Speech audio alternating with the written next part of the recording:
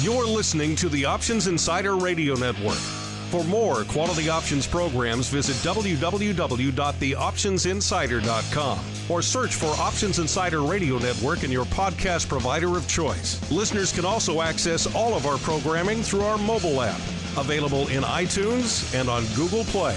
Don't forget to follow along with your favorite programs and submit your own questions for the hosts at twitter.com/options, facebook.com/theoptionsinsider, or via questions at theoptionsinsider.com.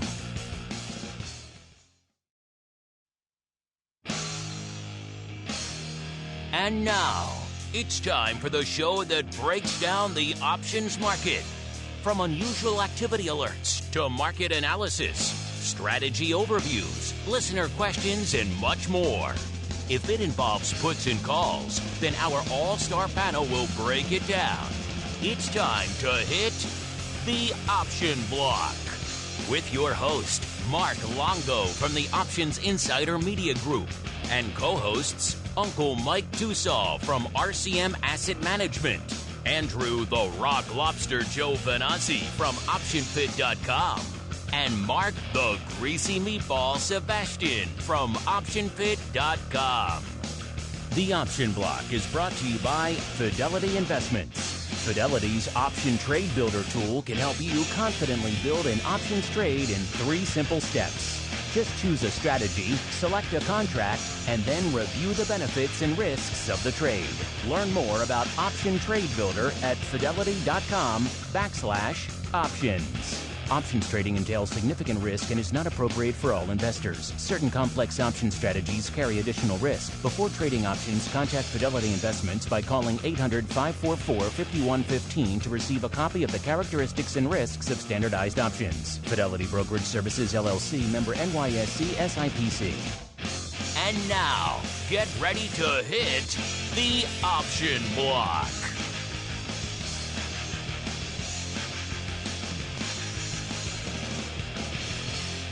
Hello, all you option blockers. It is I, Andrew Giovinazzi, Chief Operating Officer of OptionFit.com, also here known as the Rock Lobster, and doing the guest hosting session for Mr. Longo, who is probably once again sipping a nice beverage somewhere in Florida or getting ready to do such thing.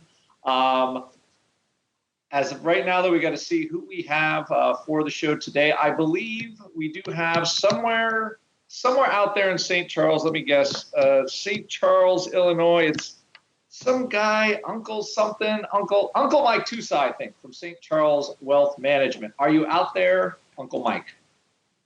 I am here. Excited to be here as always on a nice snowy Monday afternoon here in the Chicago area. Gotta appreciate snow in April in Chicago, and I think it's coming your way, Andrew. You know what's funny is I left and the snow had melted, or we had snow, and now it's all melted again, and they're going to give me more. And this is maybe the winter that doesn't go away, Mr. Tussaw. It won't, but the fun part was about a week ago, it was like 70 degrees here. So gotta love the weather here in the Midwest, and I'm sure it's similar to that in Maine. It is. It might have. I think we might finally get a springtime. I don't know, but. Also, we got to get to our in the hot seat, in the Fidelity hot seat, our own version of Superman, son of Jarrell, Trey Jarrell from Fidelity's Trading Strategy Desk. Oh my gosh, that is a mouthful. Trey, how are you doing today? I'm doing well. Excited to be back and spend the next hour with you guys. Obviously, down in Florida, no concern about snow. I was wondering, there was a little tinge of cold in the air this morning. I was wondering where that was coming from. So we appreciate that down here. A little cool before we get into the hot summer here.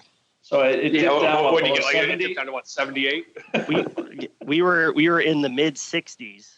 So out of control. That's probably because I might be at the OIC in a couple of weeks. So they're cooling the whole place down just for me. Getting ready for you guys. Anyway, at least that is the cast of characters that we have. The good news is, since we don't have Longo, we can always make fun of him in any segment, and then he has to hear us make fun of him later when he reviews the show. So that is kind of part of the whole, that is part of the fun for us. But anyway, let's get on to the options. I'll be quiet. It's time now to do the trading thing. It's time to break down the latest topics, trades, and trends in the world of options. It's time for The Trading Block. All right, welcome everybody to The Trading Block. This also probably is one of my favorite parts of the show besides the odd block, of course, because I talk all the time in the odd block.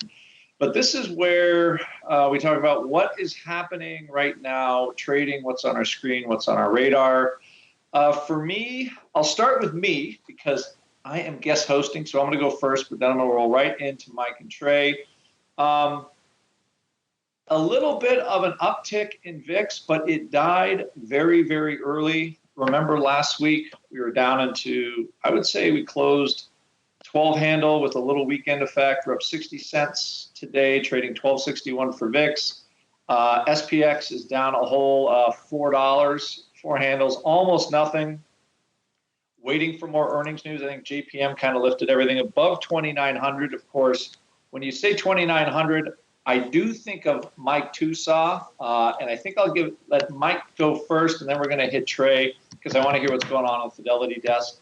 But Mr. Tusaw, besides what I just think is a low vol, and I think I might have won the crystal ball if I was playing it for vol views, but we're now at 2,900. Are you bullish enough yet, or are you still in the cautiously bullish phase, or you're not even in the cautiously bullish phase yet?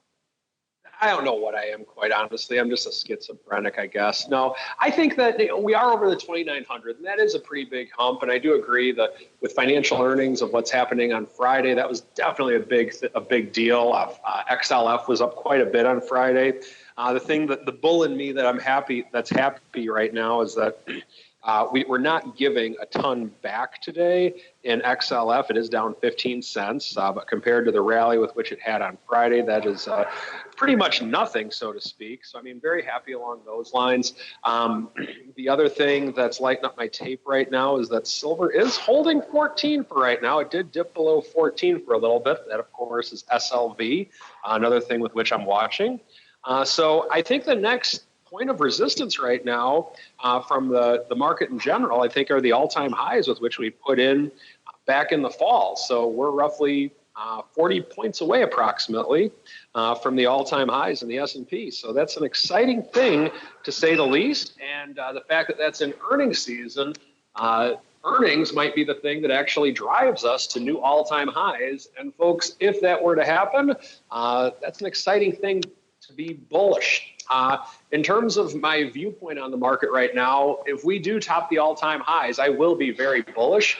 However, on the way up, I've been taking many profits. So what I mean by that is that I want to go back to just a trading rule that I think is very important, and that is your risk management needs to outweigh your sentiment. So in other words, I'm probably going to be at very high levels of bullishness if we do make all-time highs this week. However, I'm also going to be at levels of cautiousness in terms of putting my money where my mouth is, or my client money where their mouths are, because we've taken some nice profits on this. And so whenever that's the case, it's always kind of one to where I feel like I have multiple personalities, but the reality of it is that being the risk management personality in me is what's kept me doing this for 15 years, and definitely not the sentiment side of me. So I do want to caution everyone that even though if you're feeling bullish like I am, or will be, should we hit new all-time highs, remember, risk management has to come first in what you're doing. Reallocate your portfolio if that's in your plan to do so. Don't throw caution to the wind just because you're bullish, because you can be dead wrong on that. I think that is a good strategy. You mean having some caution and having some risk management and all that kind of stuff? That just almost makes too much sense to me, Mr. Tucson. Well, it's kind of one of those things to where, like last fall, for example, I was dead wrong on the markets. When we hit new all-time highs last fall, I was very bullish, but the fact that I let my risk management rules trump my sentiment is the fact that I was able to have a pretty good year last year. And so it doesn't always happen that way. And there's times to where I should be more bullish and I'm being a lot more cautious than I should. But I still hold to the fact that if you're going to be an option trader, risk management has got to trump sentiment every time. I agree with you. When I think at Option Pit, one of our traders has he goes, you want to lose small with options. You don't want to lose big. For sure. And that's where risk management comes in. All right. Thank you, Mike. That was very well said as we cross 2,900 and look maybe for what I think we could see the next leg up over the next year, but because 3,000, that is just hanging out there it is definitely the carrot that everybody is kind of sniffing around if we can get over this point. For sure. Next, let's see. Now that Trey's here from the Fidelity hot seat, let's see what is lighting up, what customers are doing at Fidelity. Because we do have a couple things in the news. We got Disney, we got Goldman Sachs, we have 2,900. Some Fidelity customer has to be doing something somewhere somehow, I think. Yeah, so Fidelity customers are always very busy. So definitely take a look at a few of the names here. On the S&P too, I've been keeping an eye on this here. Thought it was interesting. Right, last week just seemed to be stuck in that sideways range. It was like the market was just waiting for earnings to do something. We get that nice bounce on Friday. So no follow through today, but we'll be keeping an eye on this. I think agree with Mike. Right, those all-time highs certainly seem to be the next level on the way up. Maybe a minor resistance here from the August highs around, it's right around 29.17, 29.20 range. Seems to be what we might be having a little bit of trouble with here now. But certainly some positive news could see us back towards that other resistance. Of course, if things do turn negative, holding support here. Found this right around this 29.65 level here. So some of our previous highs from early August held support there in September and proved to be a resistance point here in March as well. So on the downside, we'll be keeping an eye on that level, at least for the short term. But in terms of what the Fidelity customers are trading today, number one is Disney, and it was the same on Friday here as well. A lot of other familiar names on here are Tesla, Netflix, Amazon, Apple, Lyft, all in the top 10. So take a look at Disney here. This was a pretty interesting announcement here on Friday, right? So in the middle of earnings season, or the beginning of earnings season, we get this non-earnings event that's really moved things. But what they'd announced was their streaming service, which is going to be kicking off late in the year. Market really loved it here. Before the announcement, we're trading at 118, right near its all-time highs. Right, it was at a pretty significant resistance point at this 118. And big breakthrough, of that resistance point up to 132 here right now. So big gap up. Certainly, positive sign when we break through that resistance to the upside. Fidelity customers certainly on the buy side as well. We've got about 62% buys versus sells here on Disney as well. A little bit hard to talk about charting when we're in all-time high areas. It's kind of our no man's land, with technicals and charts. We like to look at price history, but we don't have much history at this level. So it'll be interesting to watch, see what it continues to do. But looking over at the option market on Disney as well, certainly looking like a bullish sentiment here at this point, at least today. About 2.5 calls to puts on the call put ratio here right now, 225,000 calls to just under 90,000 puts. So seems to be heavily favored towards the calls here right now. A few more call buyers than sellers here as well, about 65,000 versus 61,000. So positive news there. Certainly something we'll be keeping an eye on here as well. The other one that I wanted to mention here real quick, which was falling a little bit on our orders by Fidelity customers, but still on the list here today, was Goldman Sachs. They had earnings here this morning, did beat their earnings, but missed revenues here as well. I thought the chart on Goldman was really interesting. One of the indicators we often pay attention to is the 200-day moving average indicator that helps us with trend, but also can be a support and resistance. But right before earnings, right on Friday, the price finally came up and just touched that 200-day moving average. So we were at kind of that inflection point, waiting to see what the stock did, whether it manages to break through or come below. So didn't get the breakthrough to the upside. Pulled back a little bit, down about $6 here on the day right now.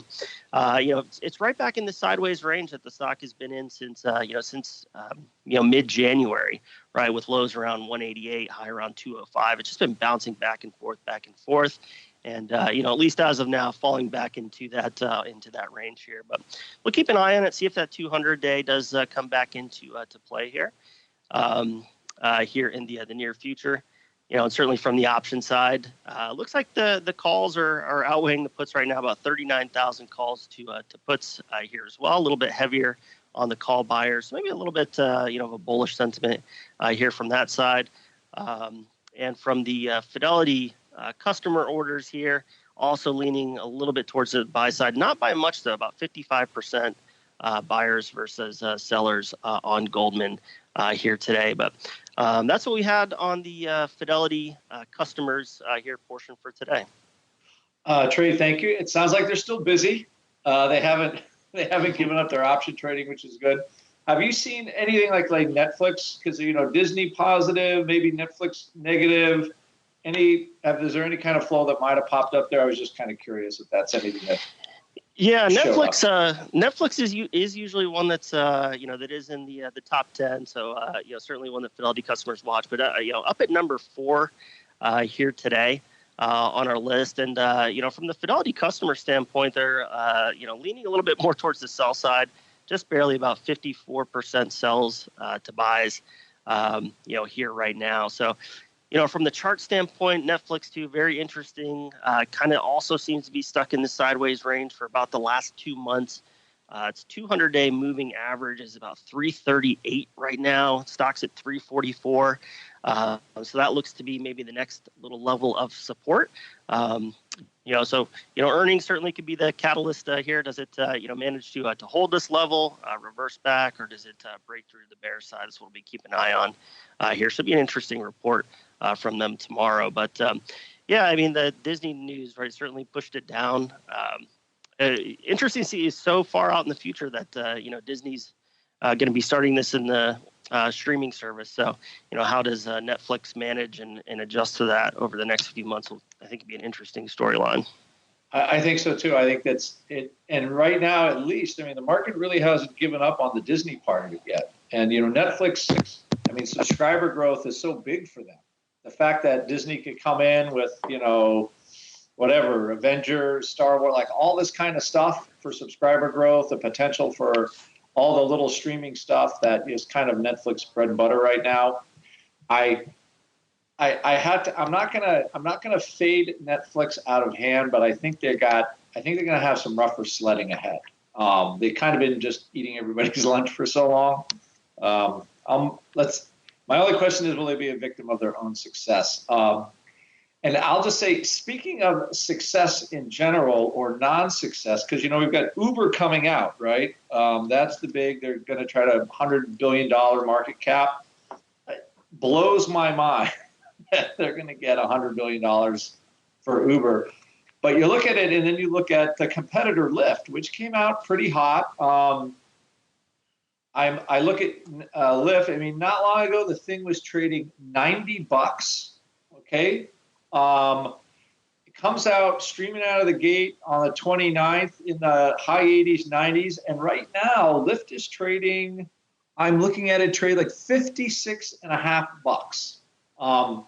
That is a pretty, I don't know how else to say it, but they are crushing the stock. So just from from an interesting volume point of view, like where was the big action? We had open interest in May 80 calls and puts was huge. And all of a sudden now I see what's the paper. So now we had 9,000 open on the May 80 calls. You had 7,000 open on the May 80 puts. And then you drop all the way down to the 50 strike, the April expiring this week. April 50 puts, super active. They have 5,400 open. And for a new product, this is quite a bit. Volatility is across the board on every strike. Let's say the April for this week, vol is up 21 points. The April 50 puts alone today are trading 3,000 contracts. So, this was only a 30-cent put. It's $6 out of the money. And for the most part, I see option put buyers. I see put buyers on the April 55 strike. So volatility is up huge. in Lyft. The stock is down $25 or more, $35. And, Uber is coming into this as maybe the next, what do they call them, unicorns or something? Next fantastic stock. But right now, it's shaping up like a hard to borrow stock, and just a lot of put volume. I'm looking at volume all the way down. I mean, almost every put strike is trading in Lyft. So just looking at volume in general, vol up, put buying up, and just a stock just being listed for a couple of weeks is having huge volume. So for all of you that are looking for action activity, just really, really high vol, an interesting paper. I don't know, Tusa, have you any clients even asked you about Lyft or asked about it as a hot stock? Or I'm just kind of curious if anybody in St. Charles actually even uses Lyft. No, I think we're behind the times with this one. I mean, my 84-year-old mother-in-law was all excited. She was going to do her first ever Uber yesterday to go to church, but she just decided, she said that no one was willing to take her because it was snowing so bad. So, no, I haven't had anything on Lyft. And so I think it's going to be one where, as an investor, I'm going to be curious to see if this is kind of like a sneak preview as to what Uber eventually does now that they want to actually, now that they put in the paperwork to go public. But for right now, no one's asking about it. And if they're bullish on it, it's a good thing that they're not. And here's something, too, is I just noticed, you see stocks going down and nobody cares. I remember when Facebook went public and everybody had to get in on that IPO and everybody's bad and we're going to be Facebook holders forever. And it went straight down for a year. I think IPO'd in the 40s and I think it traded in the teens. Nobody cared on the way down. And, all of a sudden everybody's bailing when it was below 20 and was a disaster. I'm curious if Lyft is going to be similar. It has kind of the same smell about it as Snap, right? Where a real popular IPO, first couple of days, low float, and then all of a sudden the stock just kind of keeps sinking because, Snap just basically never made money. And I'm wondering if Lyft is going to be similar on that score. So I look at it and I look at the paper, I look at the vol continuing to go up, and I'm not thinking good things about Lyft. Of course, with the stock just straight down over the next couple of weeks, it's not that hard. But I'm not feeling great about it as a name. So you take that for whatever it's worth. But I don't really like any of the activity that I'm looking at in Lyft. A couple other things maybe coming across. We do have bank earnings, Bank of America coming out as well, and we've got earnings on the 16th before the open. It's almost number 2 for volume right now. So a huge volume in Bank of America. Right now we're seeing more calls than puts traded, almost 2-to-1. My guess people are trying to piggyback the good JP Morgan earnings. Bank of America is just more kind of a standard vanilla bank as opposed to Goldman. And 21,000 contracts are trading on the April 30s, expiring this week. So I think good earnings overall for the big banks are pretty positive. That usually portends a decent earnings season. So we'll see if we get a few more out of that. But right now, just a lot of call action, mostly in Bank of America, with the April 30 calls doing around 21,000 contracts. So kind of speculative call buying, at least the way I look at, kind of buying calls on the offer in both the 20 and the 32 strike. So we'll see how that goes and see how earnings goes for Bank of America. But I think that takes us through, my gosh, we've talked about Disney, Netflix, Bank of America, Lyft, 2,900 in the SPX, and at kind of low punky VIX. I think we've hit everything we possibly could hit in the trading block. So now it is time to put on our spy hats, play Sherlock Holmes, and go to the outline.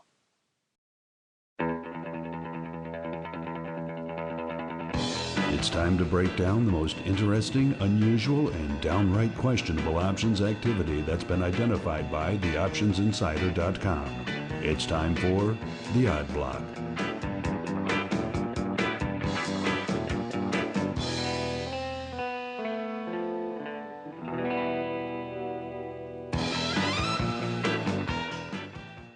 And now that funky tune is over, it's one of my favorite riffs that Longo has.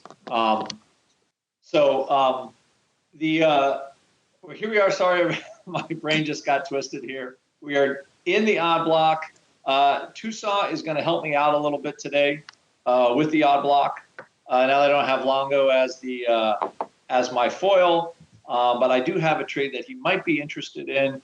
But it would not be the odd block if I did not talk about Tesla. So always, I have to ask. Usually, Longo asks me the question, "What is the option with?" Well, actually, we shouldn't even say option. Let's just say puts, because that's all we talk about is puts. And every time it just looks so dark for Tesla, the stock never quite tanks. Now, it's not trading in the 300 handle anymore. 320s, 330s. That time has gone us down to the 260s, and it has not been able to pull itself out of the tailspin. But if I asked Mr. Tucson, and let's say he's not looking at the notes, just for the heck of it, okay, in the April cycle, what is the number one open interest, Mr. Tucson? Just guess, okay? Now remember, just Tesla's trading 260, 282. What is the strike with the most volume in the April cycle ending this week? If you take a wild guess. The 90 puts, I will guess. You would be very close to being right. The biggest open interest is the par put for 63,000 contracts. 160 bucks. That's insane. The open interest thing never ceases to disappoint me as far as strange, wild, and wonderful open interest for Tesla. These puts continue to trade. The downside puts continue to trade. So again, they can't. The thing I always see with this is they keep buying these out of the money puts, but we also never really see them close these out of the money puts. So a couple other things just to round out some volume. The second highest traded put is the April 50 put with 50,000 open interest. Okay, that's $200 out of the money with a week to go. Now, that is one big bear. I don't even know what to say with these puts. Somebody spent a lot of money on it. I mean, once you talk 40 or 50,000 contracts, I mean, that adds up to something, doesn't it? Yeah, I mean, that's crazy. We've talked about this before. I mean, the only thing that I can think of, the only logical reason I would consider doing that is if I held the bonds and I'm concerned over bankruptcy. And by doing that, you have some type of protection in case they do go to zero and it's bankrupt. So that way, you get your interest from the bonds, and if the bonds default, you at least have those puts to where you can, in theory, get out of the stock and get something back based on how much bond holding you have. That's the only thing the only logical reason that I would do that, or unless I'm just really, really, really, really bearish. So and also too is, can you imagine what they're selling CDS for if they can pay that much for those puts? That's another thing. Usually, it's a pretty high level, and also I don't know why a CDS holder just doesn't look at puts in the equities and just go buy them. But anyway, be that as it may, I never totally understand why people do things, but there we have it. Now I do have, I think, one trade that I thought became of interest, and today you were talking about silver. And it's in the XAU, which is the gold and silver Philly index. This used to be one of the hottest trading products, and it comes and goes, depending on how active gold and silver are. And right now, just let's a little background on the XAU. It's the Philly Gold and Silver Index. It's trading, locally recently. The high was in about $80 down. It's trading down into the mid 70s right now. And I think you mentioned something, silver being around $14. So this is what a customer did. They sold the May 72.5 puts 20,000 times between 90 cents and $1. And the puts are still offered at $1. So I guess the only thing I could say with this trade is, do you like it? Is this, so if you're trading silver too, is another question, Mike, do you sell puts to enter silver, buy calls? When you're looking at kind of how to create the leverage that you want, let's say an SLV, now this one is in a gold and silver index, but would you ever considering just selling puts to enter something like this? Well, I think that, yes, I would if I wanted to have it as a holding. The thing that really attracts me to silver is just the reverse skew that exists on it, meaning that the calls are theoretically priced more than the puts because people are buying disaster calls on it, to where an out-of-the-money call is typically going to cost more money than an out-of-the-money put. And I really like it for that purpose in trading, being long the underlying and putting a collar on it. Silver is one of those things that it's going to be boring for a long time. And then all of a sudden, like in 2011, just like a thief in the night, it just goes bonkers. And so I'm kind of waiting right now for it to go bonkers. And Longo is making fun of me every chance he gets because it hasn't gone bonkers on my beloved silver collars that I'm doing that I was expecting to do a lot more things with, but it just turned out I never did anything on them. But I think that if you're looking to get into something like this and you want as just a holding, yeah, by all means, I would definitely, I love the idea of selling puts to get into something along those lines. The silver is at kind of another, it's been at a unique spot for a while now, but the fact that it remains at the spot that it is just makes it all the more interesting, I think. And I think that's what this customer is doing. This has all of the smell of a line in the sand trade where, you see 20,000 contracts go up. They're still offered at $1. They're 80-cent bid.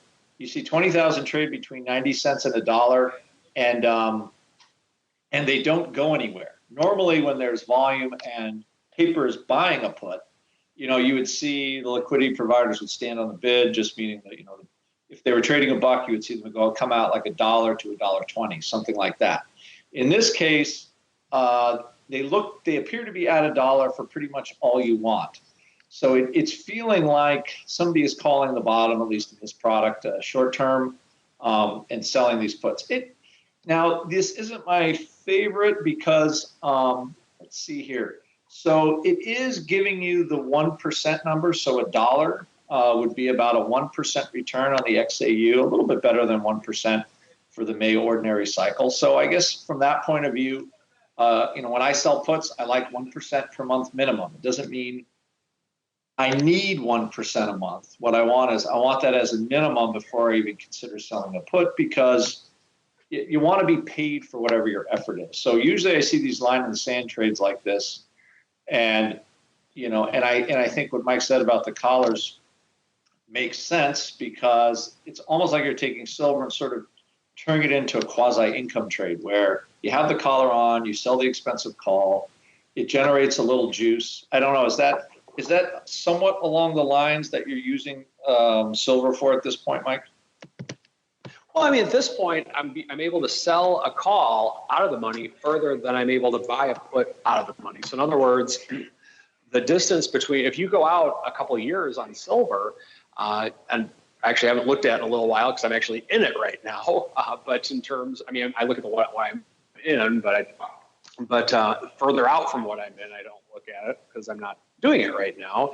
But if you look at it, a lot of times you'll see like a smaller amount of a risk for a much greater amount of reward.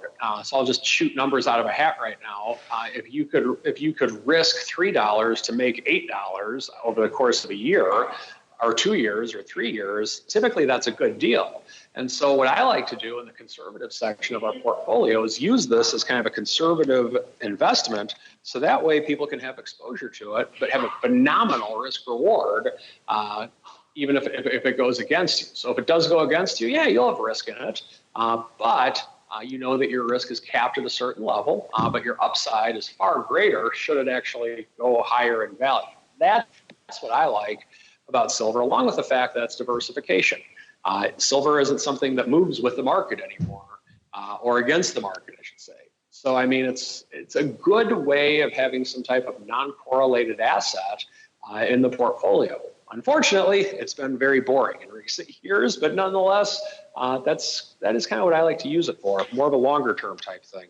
I like that lower risk, higher return thing. It almost sounds like that should be a recurring theme for our show. How do you use options to have lower risk and a higher return? I don't know. Call me crazy, but I think that is a crazy good strategy. And if I'm option trader meets financial planner, and somehow it's created Mr. Tucson. That's what we have, and that's what we get with Uncle Mike. But if we mention strategy, I think the little birdie's telling me we have Trey in the strategy block hot seat. So at this point, we're going to close the odd block with our line of the sand puts in XAU, and we're going to cruise on over to the strategy block with Trey. It's time to dispense options wit, wisdom, and education. It's time for the Strategy Block. All right, everybody, and welcome to the Strategy Block. Like I said earlier, I believe a little birdie told me Trey has some strategery for us, and I'm going to let him take the reins and run with it. So, Trey, it is all yours. All right, thank you. Yeah, so what I want to talk about today, in the few shows that we've done, keep throwing these mentions out there, different things. We're looking at charts, and just want to talk a little bit about strategy here with technical analysis, and how this can be applied towards option trading. So, as we know, when we analyze stocks, there's many different types of analysis that we can use here. Fundamental analysis, being one. Technicals really comes into play here for us because it adds some more components to the timing aspect, which I think can be very helpful when it comes to options, right? We're dealing with expiration dates on it. So, being right at the right time certainly pays. But, I want to walk through really, just a very basic, technical system that's, I think, a good starting level to build off of, and how we can use this for entries and exits. Really one of the first, main components is just understanding support and resistance. I bring these, points up a few times here. These are very easy to find. What we're looking for are reversal points on the chart, peaks, troughs, areas where, prices tended to gravitate off of, maybe multiple touches, and reversed off of here in the past. We can generate signals by price actually breaking through support and resistance levels. So if we break above a resistance, it's a bullish sign for us. Breaking below support becomes a bearish signal here for us. But really the point about this is helping us to maybe identify, when we're starting a new trend, right? Technical analysis is, have a heavy focus on, understanding the trend and trading along with it here as well. We can really have three types of trends. Everyone's probably familiar with the up and down trend, but don't forget we can fall in periods of sideways action where we're really non-trending or in the sideways trend, as we call it. So understanding where we're at in a trend certainly will help us relate to, making our best, guesses as to what's going to happen with the underlying, and we can incorporate our option strategies with it here as well. But, beyond that, right, if we've identified what trend that we're in, right, the earlier we can identify it, right, the more potential for profit we stand to make. The quicker that we can identify when a trend is exiting, right, the more gains we may be looking to potentially keep here as well. So often we'll incorporate some other indicators to help us out with that. If we're looking at trend, we could do something like drawing trend lines. I talk a lot on the show about the moving averages. Can be very simple thing to add to help us identify the trend and also act as support and resistance for us. Beyond that, we also want to be looking at a potential momentum indicator. Momentum indicators help us identify if the underlying is overbought or oversold. If we're in a strong uptrend, it's entirely possible we're overbought, maybe overbought for a long time. But when we see, us falling out of that overbought level, it could be an early signal for us that the trend is ending. Lots of different indicators that you can use for momentum, relative strength index and slow stochastics, probably the most popular here as well. with technical analysis, you'll find a lot of it's about your own style. There's no one best indicator in any category.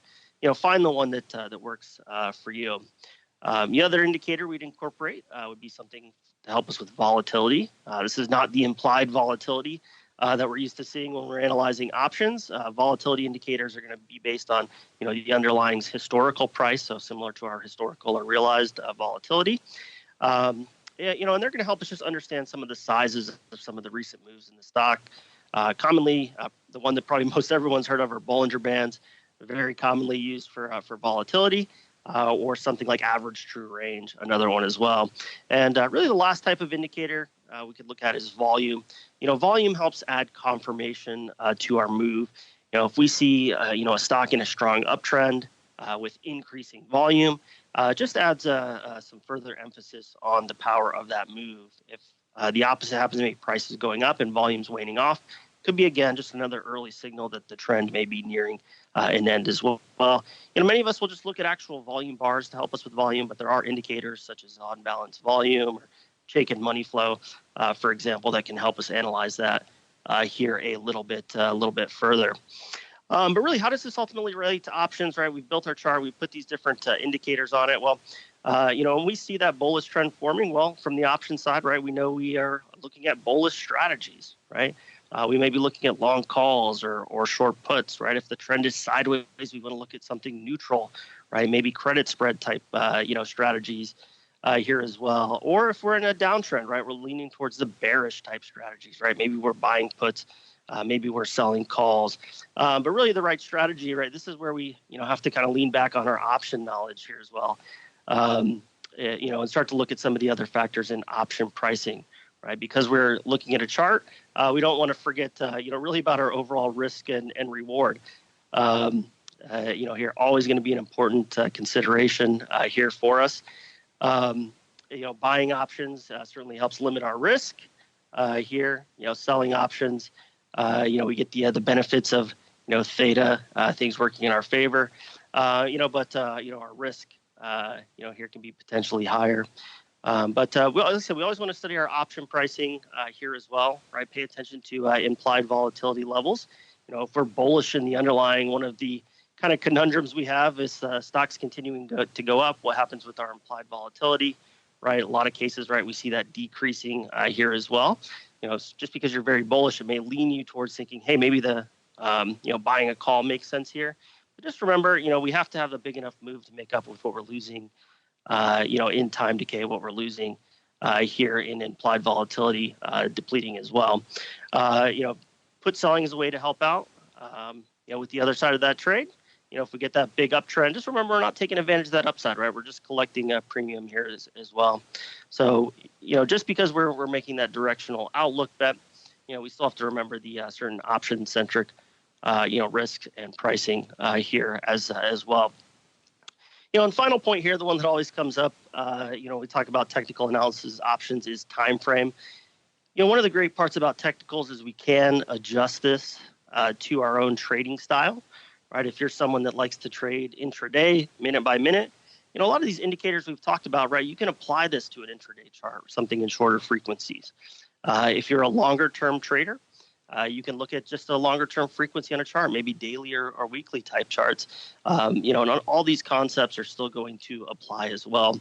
What I would throw out there for the shorter term traders, just because you're trading intraday doesn't mean you want to lose sight of what's happening on the longer term chart.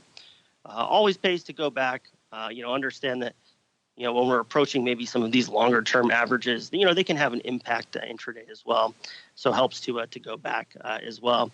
And ultimately, right, match your options expirations, with your trading style, right? If you're looking at minute by minute charts, you're probably not trading leaps. You're looking for something, shorter term. If you're looking at that long term daily, weekly chart, you want to make sure you're using options that have an expiration to capture those size of moves. So. But that's what I had to talk about here today. Technical analysis, something we could ramble on about for hours and hours, but certainly if this piqued any interest, it can be very helpful in your option trading. And, that's what our trading strategy desk team does here at Fidelity. Always happy to have a conversation with anyone about it as well. It seems like you have a kind of like a strategy for all seasons and time frames and stuff like that. So, you can match what you want to look at to the actual option trade that you're trying to find. It sounds like that's how you're supposed to do it almost. Exactly. Yeah, it's all about having the the right analysis with the right strategy at the right time. I think that's sound advice. And with that, we will close the strategy block. And I think we have a little time for some listener mail today, so we will bop on over to viewer mail. It's time to take your seat on the All-Star panel as we read your emails, tweets, Facebook messages, website comments, and much more. It's time for the Mail Block. All right, everybody, welcome to the Mail Block. A little birdie said we have some mail, so I will go and take a look. Thank you, everybody, for sending in all your questions. We do look at them, do read them. And we just try to find stuff that looks interesting. I actually did find something. Okay, so here is the name. This is from D. Tilley. It says, hello. So we're going to say hello back. Regarding long stock substitution, I think this was a pretty good question. So with call options, are deltas additive, i.e. as in why are 240 delta calls so much cheaper than 180 delta call? This seems like the buying equivalent total delta for about half the cost. Now, of course, I have a ton to say on this question, like, of course, almost everything I say on every question. But I'm curious to hear what Mike would have to say, just kind of compare 240 deltas to an 80 delta call. And maybe if Trey wants to, he can weigh in on this one as well. Well, I think the first thing to look at when doing so, if you're only going to hold those options for a day and God told you that there'll be no change in implied volatility, then on the surface, there's no reason to ever buy 180 delta call as opposed to 240 delta calls. However, that's not always the case. So why is it that 240 delta calls are cheaper than 180 delta call? Well, the reason is intrinsic value. When you're buying an 80 delta call, whenever an option delta is above 50, it's typically going to have, or it will have, in the money intrinsic value. So in other words, as time goes by, let's say the market were to stay the same, you're still going to have the intrinsic value in the option at expiration, assuming the stock stays the same. However, with those 240 delta calls, you will not have that. So you're paying for the privilege of intrinsic value, meaning that when you have an 80 delta option, then that means you have all that premium, you have intrinsic value. And sticks and stones may break my bones, but volatility and time decay will never hurt intrinsic value. And that's what you're paying for whenever you're buying that 80 delta option as opposed to the 240 delta options. Also, if implied volatility drops, let's say, in theory, and that's the only factor of all the option pricing factors that happens, the 240 delta options are going to be much more vulnerable to that as opposed to the 180 delta option. So the reason with which the 80 delta option is more expensive, intrinsic value. The old intrinsic value play. Oh my word. And another thing too is, an 80 delta option can be quite in the money. So when you're looking at options in general, right, that 80 delta option can be, quite in the money, have a huge amount of intrinsic value. So if you're going to buy two at the money options, and similar to Mike suggested, you're really trying to buy the fact that you're going to have some blowout leverage on the upside, because the delta of your 240 delta options can go to 100 each. So eventually giving you 200 deltas. Your 180 delta option will only ever go to 100 deltas, and that's it. So you can buy a lot more leverage by buying the at the money option. So I thought that was a pretty good question as far as why you want to do that. Another question is from D. Tilley is, for more accurate stock substitution, do you ever use the technique of buying an at the money call while selling an at the money put to get your total delta? What are the pros and cons of the two things? What I would say on the stock substitution idea is, if you buy a call and sell a put of the same strike, synthetically you're just buying the stock. The margin will be less, but it's usually a 100 delta trade. I'm not generally a fan of that for retail, because you're going to do that, you probably should be doing other things. If you split the strikes and you have like an at the money call versus a more out of the money put, it's going to cost you a bit of a debit, but it does give you, I would say a little bit more range. So most people, they call it a risk reversal, where they'll buy the out of the money call, they'll sell the out of the money put, and try to do that for even money, let's say. And one of my wheels, I don't like, personally, I don't like paying for risk reversals, meaning I like to do it for a credit. That way, if the stock does nothing, it doesn't cost me any money. If I do it for a debit, I generally would have to be much more bullish. And then you're trying to buy the leverage of the call for a very, very low price. But the margin and the risk will always be there if you sell puts. So remember, when you sell puts, you have risk. You're going to have more margin. And anytime, at least in my opinion, if you sell puts, you have to be ready to take delivery of the underlying, because the one thing with options, if there's a possibility that could happen, the market strains, it happens. So you have to be very careful. Anytime you sell puts in a stock or an underlying, that you've got to make sure that you can pay for the delivery if you need to, and that way it's a lot easier for you to exit. You can sleep better, and you just know what the whole deal is going to be. There won't be a surprise. So I would say if you're buying calls and selling puts, I would prefer to change the strikes and use the leverage of options to try to make it cheaper. Mike, if you have anything on that, because I know that's a strategy you could employ every once in a while. Feel free to add anything to it if you choose. I do choose to. And what I like about doing a risk reversal in terms of at the money put, at the money call, selling the put to buy the call, I typically don't do that unless you're looking to get edge on the institutional level or something along those lines, or trying to create some type of cash flow or something to where it's an institutional person's trade typically. But what I do like to do for retail is that I like legging into a risk reversal. So for example, and I do this on SPY all the time, assuming the market conditions are right and it meets my clients' goals, risks, and objectives, I like going step one, sell the put, and then selling an out of the money put, something below where the underlying is at. So that way, if the market stays the same, I just continue to collect time decay and let the theta work in my favor. And then if the market goes lower, then I manage it as if it were just a short put. Either I'll let it get put to me, or I'll roll it down, or I would manage it in the same way. The other thing that I like about it is then what if the market goes higher and I haven't bought the call yet? Well, if the market goes higher, yes, I will be missing out on some of the call gains. However, if it doesn't go higher right away, then I would have missed out on some theta, and it might have benefited me that way. Or as the market goes higher, volatility a lot of times will go lower. So it's not going to be that much of a burden to get into that call to the upside. And on top of it, you're adding deltas when you're already at a profit, which is a lot easier to do than buying more on the way down mentally, I think. So I like legging into it just because of the fact that things are on your side when you do it a lot of times, to where when you're wrong, and by wrong, meaning the underlying goes up faster than you anticipated that it would, it doesn't hurt too badly. So that's how I like trading risk reversals. I like legging into them. Okay. You know what? I actually personally, I like that as a strategy as well. I like selling the put, and I like having that short put be right. You know what I mean? Because I want the market to tell me that I'm right ahead of time, and you can use that credit to buy a call.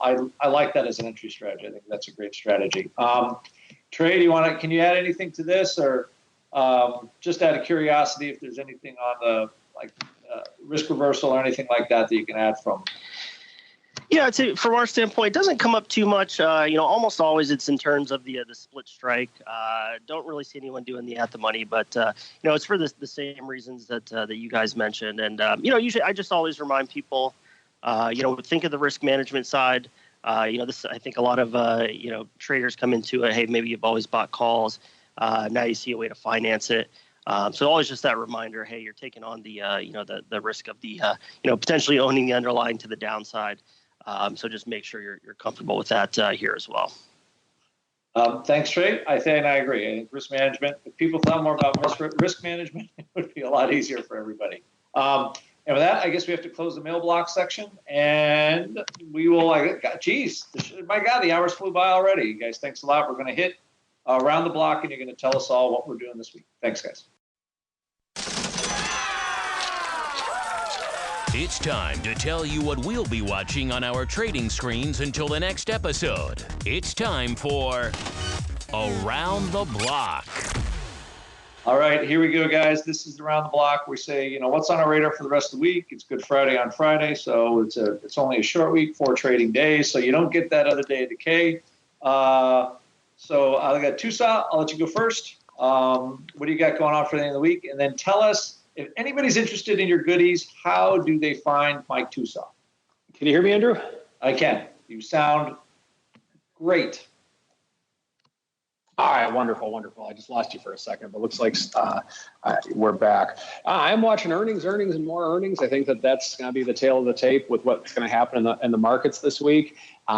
Pretty much everything earnings at this point. Of course, we're roughly 40 points below the all-time highs, that along with earnings, and I think that's going to trump, pun intended, macro news this week, which will be a refreshing change, quite frankly. I know, isn't it? Trey, do you have anything from the Fidelity hot seat desk? Anything you guys are watching this week? Yeah, same as keeping an eye on earnings. Bank of America tomorrow morning, Netflix tomorrow afternoon. Both, sitting on our top 20 of traded by Fidelity's customers. So, Netflix, I think, just be very interesting to see how they, handle the Disney announcement.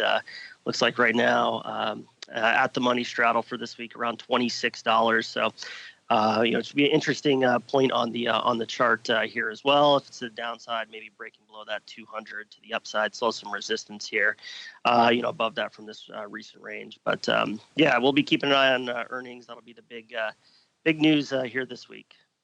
Also, Trey, if anybody wants to find Fidelity, how do you find this small mutual fund company? What was it started? I don't know, 70 years ago, and is now behemoth. If you don't know where to find Fidelity, how do you find such a place? Very, very easy. Go to fidelity.com. Definitely have you check out fidelity.com/options. It has some great information about, our option trading, our option trading platform here as well. Definitely think it's, worth it to check out. But really the big benefit, you get to work with, people like myself to have discussions around your option strategy. Around your option trading process here as well. My team hosts a number of small group sessions, classrooms, online webinars, so tons of education. But feel free to check us out, fidelity.com/options. Thank you, Trey. And Mr. Tusa, if anybody is around St. Charles and looking at free food from you somehow, how do they get such things? They don't. But if you would like investment advice that sometimes can be free, but sometimes it's not, feel free to contact me. Visit my website at stcharleswealth.com. I'd love to have a conversation with you. And with this, we encourage all of our listeners to email in and demand their free Greektown euros from Mark Longo. Mark will guarantee free food for anyone who emails him, but he has to get every one of you guys to email him. So Mark Longo, free food on him at all times. I can't believe we waited the whole show before we bagged on Longo, but we got it in there in the last second for me. Andrew Giovinazzi, surf on over to optionpit.com or send me a note, andrew@optionpit.com. Be happy to teach you about options trading and just about anything else. And with that, I guess our show is done. Thank you very much for coming on to the Option Block or listening to the Option Block on the next episode of the Option Block.